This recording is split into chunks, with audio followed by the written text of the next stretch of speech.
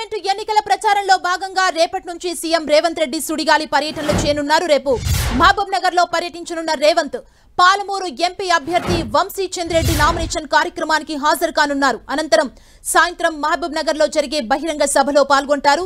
ఎల్లుండి మెదక్ జిల్లాలో రేవంత్ పర్యటించనున్నారు. మెదక్ ఎంపీ అభ్యర్థి నీలం మధు నామినేషన్ కార్యక్రమానికి రేవంత్ హాజరు కానున్నారు. 21న భువనగిరి అభ్యర్థి చామల కిరణ్ నామినేషన్ కార్యక్రమంలో సీఎం పాల్గొననున్నారు. 22న ఆదిలాబాద్ లో, 23న నాగర్ కర్నూల్ లో జరిగే బహిరంగ సభల్లో రేవంత్ పాల్గొంటారు. 24న ఉదయం జహీరాబాద్, సాయంత్రం వరంగల్లో సీఎం ప్రచార కార్యక్రమాల్లో పాల్గొంటారు. రేపటి నుంచి పోలింగ్ వరకు 50 బహిరంగ సభలు, ర్యాలీలు నిర్వహించేలా కాంగ్రెస్ నాయకత్వం ప్రణాళికలు రచిస్తుంది. ప్రచారంలో భాగంగా రోజు 2 నియోజకవర్గాల్లో సీఎం సభల్లో, ర్యాలీల్లో పాల్గొనేలా హస్తం పార్టీ హైకమాండ్ ప్లాన్ చేస్తోంది. ఇక పార్లమెంటు ఎన్నికల ప్రచారంలో భాగంగా రేపటి నుంచి సీఎం రేవంత్ రెడ్డి సుడిగాలి పర్యటనలు చేయనున్నారు. ఇదే అంశానికి సంబంధించి మరిన్ని డీటెయిల్స్ మా ప్రతినిధి ప్రతాప్ మనకు అందిస్తారు. ప్రతాప్, రేపటి నుంచి సీఎం రేవంత్ రెడ్డి సుడిగాలి పర్యటన చేయాలని చెప్పేసి కాంగ్రెస్ పార్టీ ప్లాన్ చేయడం జరిగింది. ఇప్పటికైతే చూసినట్లయితే ఈ రోజు నుంచి నామినేషన్ల స్వీకరణ మొదలు కావడంతో రేపు నుంచి అభ్యర్థులంతా కూడా కాంగ్రెస్ పార్టీకి సంబంధించిన అభ్యర్థులంతా కూడా నామినేషన్ల కార్యక్రమం ఉంటుంది. దీనికి సంబంధించి సీఎం రేవంత్ రెడ్డి కూడా పార్టీ అభ్యర్థులు ఎవరెవరైతే నామినేషన్లు ఇస్తున్నారో ఆ నామినేషన్ల కార్యక్రమాల్లో కూడా పాల్గొనేందుకు కూడా దానికి సంబంధించిన ప్లాన్ అయితే చేయడం జరిగింది. ముఖ్యంగా రేపు మహబూబ్ నగర్ సంబంధించి పార్టీ అభ్యర్థి వంశీ చంద్రెడ్డి నామినేషన్ ఇస్తున్నారు. ఆ వంశీ చంద్రెడ్డి నామినేషన్ కార్యక్రమంలో సీఎం రేవంత్ రెడ్డి పాల్గొనబోతున్నారు. రేపు సాయంత్రం మహబూబాబాద్ పార్లమెంటులో జరిగే భారీ బహిరంగ సభలో కూడా అక్కడ కూడా పాల్గొంటారు. ప్రతిరోజు కూడా నిత్యం 2 చోట్ల సభలు ఉండేటట్టుగా కూడా ప్లాన్ చేసుకోవడం జరిగింది. ఈ నెల 25 వరకు నామినేషన్ల పర్వం ఉంటుంది కాబట్టి నామినేషన్ వరకు దాదాపు 10 అభ్యర్థుల నామినేషన్ల కార్యక్రమంలో పాల్గొనేటట్టుగా కూడా ప్లాన్ చేయడం జరిగింది. ఆ అభ్యర్థులకు సంబంధించిన కార్యక్రమాల షెడ్యూల్ సంబంధించి వాళ్ళు ఏ రోజైతే మంచి ముహూర్తం చూసుకొని నామినేషన్లు ఇస్తున్నారో ఆ నామినేషన్ల కార్యక్రమంలో ర్యాలీలు నిర్వహించే వాటిలో కూడా సీఎం రేవంత్ రెడ్డి పాల్గొంటారు. దాంతో పాటు అక్కడ నిర్వహించే సభలు కూడా పాల్గొంటూ కాంగ్రెస్ పార్టీకి సంబంధించి ముఖ్యంగా ఇండియా కూటమి అధికారంలోకి రావాలంటే కనుక ఖచ్చితంగా పార్లమెంట్ స్థానాలు గెలుపొందాలి కాబట్టి రాష్ట్రానికి సంబంధించి కూడా తెలంగాణలో దాదాపు 17 పార్లమెంట్ ఉన్నాయి కాబట్టి 17 పార్లమెంట్ లో ఇప్పటికే మిషన్ 15 కూడా టార్గెట్ పెట్టుకున్నారు కాబట్టి ఆ మిషన్ 15 లో ఖచ్చితంగా మెజార్టీ సీట్లు గెలవడానికి కోసం కూడా రేవంత్ రెడ్డి తీవ్రంగా కృషి చేస్తున్నారని చెప్పి పూర్తిగా తెలంగాణకు సంబంధించిన ప్రచార పర్వాన్ని అంతా కూడా తన భుజస్కంధాలపైన వేసుకొని కూడా పనిచేస్తున్నారు. ముఖ్యంగా పీసీసీ చీఫ్ గా కూడా అతనే ఉన్నాడు కాబట్టి ఖచ్చితంగా దీనికి సంబంధించి కూడా ప్రతి నియోజకవర్గానికి సంబంధించి ప్రతి పార్లమెంట్ నియోజకవర్గంలో 3 సభలు ఉండేటట్టుగా మొత్తం ఈ ఎన్నికల ప్రచారం ముగిసేలోపు అంటే మే 11 వరకు కూడా దీనికి సంబంధించి కూడా డైలీ షెడ్యూల్ కూడా పెట్టుకోవడం జరిగింది. మే 11 వరకు దాదాపు 50 చోట్ల సభలు సమావేశాలు నిర్వహించాలి, ర్యాలీలు నిర్వహించాలని చెప్పేసి కాంగ్రెస్ పార్టీ ప్రణాళిక రచించడం జరిగింది. దానికి అనుగుణంగానే సీఎం రేవంత్ రెడ్డి మొత్తం అన్ని 17 పార్లమెంట్ సంబంధించి కూడా విస్తృతంగా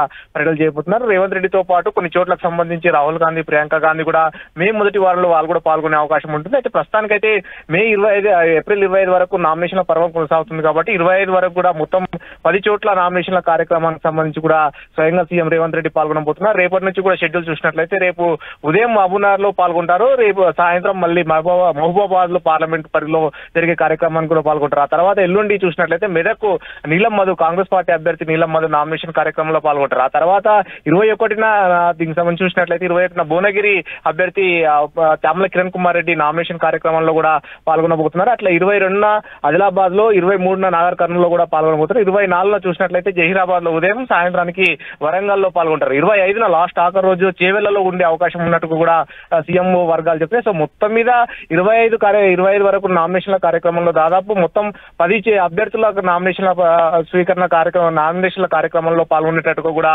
సీఎం ఇప్పటికే ప్రణాళిక రచించడం జరిగింది. సో మొత్తం మీద ఈసారి పార్లమెంట్ ఎన్నికలకు సంబంధించి పూర్తి స్థాయిలో రేవంత్ రెడ్డి తన భుజస్కంధాలపై వేసుకోవడం జరిగింది. మొత్తం కాంగ్రెస్ పార్టీకి సంబంధించిన తమ 100 రోజుల పరిపాలనకు రెఫరెండం గా ఈ ఎన్నికలను భావిస్తామని ఇప్పటికే సీఎం రేవంత్ రెడ్డి చెప్పారు కాబట్టి ఈ ఎన్నికల్లో ఖచ్చితంగా మెజార్ సీట్లు టార్గెట్ 14 అని సీఎం రేవంత్ రెడ్డి పెట్టుకోరు కానీ దాన్ని మిషన్ 15 గా కూడా మార్చడం జరిగింది. మొత్తం మీద మెజార్టీ సీట్లు గెలవాలని చెప్పేసి ఆలోచన చేస్తున్నారు. అందులో భాగంగానే కాంగ్రెస్ పార్టీ మేనిఫెస్టోకి సంబంధించి ముఖ్యంగా ఏఐసీసీ రూపొందించిన మేనిఫెస్టో 5 గ్యారంటీస్, 25 హామీస్, 25 హామీలు ఏవైతే ఉన్నాయో వాటిని ఖచ్చితంగా జనంలోకి తీసుకెళ్లాలి. సేమ్ అసెంబ్లీ ఎన్నికల సందర్భంగా 6 గ్యారంటీస్ ఏవైతే ఉన్నాయో వాటిని ఏ విధంగా జనంలోకి విస్తృతంగా తీసుకెళ్లారో సో యాజ్ ఇట్ ఈస్ గా ఇప్పుడు కూడా వీటిని పార్లమెంట్ ఎన్నికలకు సంబంధించి కూడా వాటిని యాజ్ ఇట్ ఈస్ గా ఆ విధంగా తీసుకెళ్లాలని కూడా ఆలోచన చేస్తారు. సో మొత్తం మీద ఈ ప్రచార పర్వాన్ని రేపటి నుంచి విస్తృతంగా మే 11 వరకు కూడా ఈ కార్యక్రమాన్ని విస్తృతంగా తీసుకెళ్లాలని కూడా ఆలోచన చేస్తుంది. దీనికి సంబంధించి సీఎం షెడ్యూల్ అయితే ప్రత్యేకంగా ఏర్పాటు చేస్తుందని చెప్పుకోవచ్చు. ముఖ్యంగా జాతీయ స్టార్ క్యాంపెయినర్ గా కూడా రేవంత్ రెడ్డి ఉండడంతో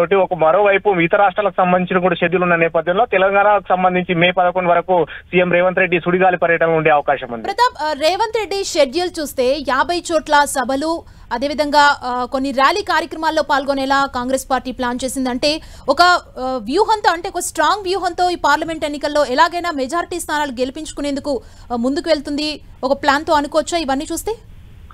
డెఫినెట్ గా కాంగ్రెస్ పార్టీ రాష్ట్రంలో అధికారంలో ఉంది కాబట్టి ఖచ్చితంగా ఇక్కడ మెజార్టీ స్థానాలు మొత్తం 17 స్థానాల్లో దాదాపు ఇప్పటికీ ఒక 14 గెలవాలి, 14 గెలవాలని ఒక టార్గెట్ కూడా పెట్టుకోవడం జరిగింది. ఏ స్థానాలు గెలవాలని దానికి సంబంధించి కూడా ఒక వ్యూహాత్మకంగా అడుగులేస్తుందని చెప్పుకోవచ్చు. వాటికి సంబంధించి ప్లాన్ ఏ, బి, సి అట్లా 3 రకాలుగా కూడా విభజించడం జరిగింది. ఈజీగా గెలిచే స్థానాలకు సంబంధించి ఒక రకంగా, అదేవిధంగా కష్టపడితే బయటపడే స్థానాలను ఒక రకంగా, పూర్తిగా కష్టంగా ఉన్న స్థానాలను ఒక రకంగా కూడా విభజించి దానికి సంబంధించి 3 అంచెల వ్యూహంతో ప్రచారాన్ని ముందుకు తీసుకెళ్లాలని కూడా ఆలోచన చేస్తుంది. ఇప్పటికే మల్కాజిగిరిలో అనుసరించాల్సిన వ్యూహాన్ని రాష్ట్ర వ్యాప్తంగా అనుసరించాలని చెప్పేసి ఇప్పటికే సీఎం రేవంత్ రెడ్డి చూపించారు. కాబట్టి మొత్తం అంటే అసెంబ్లీ పరిధిలో ఒక టీం పనిచేయాలి. మొత్తం అసెంబ్లీ పరిధిలోకి సంబంధించిన ముఖ్యమైన నేతలంతా కూడా, అదేవిధంగా రాష్ట్ర స్థాయికి సంబంధించిన నేతలంతా ఒక రకంగా, ఏఐసీసీ నుంచి ఒక కమిటీ ఇట్లా మొత్తం 3 అంచెల విధానంలో పనిచేస్తే ఎక్కడికక్కడ విస్తృతంగా పనిచేయాలని కూడా సూచించడం జరిగింది. ఒక పోలింగ్ బూత్లలో కూడా పనిచేసే ముఖ్యమైన నేతలంతా కూడా ఎవరైతే ఒక పోలింగ్ బూత్లలో ఎక్కువ అంటే క్యాడర్ అంతగా కష్టపడుతుందో వాటిని ఖచ్చితంగా ఇంద్రమ్మ కమిటీలోకి తీసుకుంటాం అని కూడా ఇప్పటికే క్యాడర్ కు ఒక దిశానిర్దేశం చేయడం జరిగింది. కాబట్టి పార్లమెంట్ ఎన్నికల తర్వాత